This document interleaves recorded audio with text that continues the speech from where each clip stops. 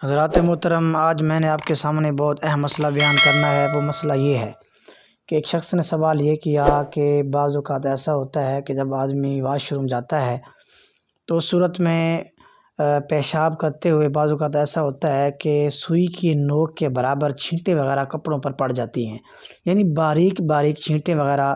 تو کیا اس سے وہ کپڑا ناپاک ہو جاتا ہے یا نہیں؟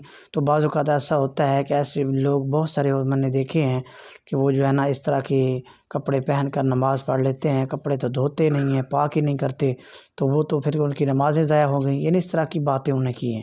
اسی طرح کچھ انہوں نے کہا کہ جس طرح ہم جا رہے ہوتے ہیں تو سڑک پر جو ہے نا ہم دیکھ رہے ہوتے ہیں کہ وہاں جو پانی ہے وہ نجس ہی ہے، تو ایسا ہوتا ہے بعض اوقات اس کی چھینٹیں وغیرہ جو ہے نا وہ سوئی کی نوک کے برابر ہوتی ہیں، وہ بعض اوقات کپڑوں پر پڑ جاتی ہیں، تو کیا اس سے کپڑے ناپاک ہوں گے یا نہیں؟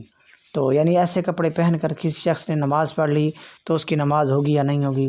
تو اس کا جواب یہ ہے کہ بھئی یہ جو سوئی کی نوک کے برابر کپڑے پر چھینٹیں وغیرہ پڑ جاتی ہیں تو یہ معاف ہیں، تو اگر ان پاک کیے بغیر بھی یہ نماز پڑھ لی تو نماز ہو جائے گی۔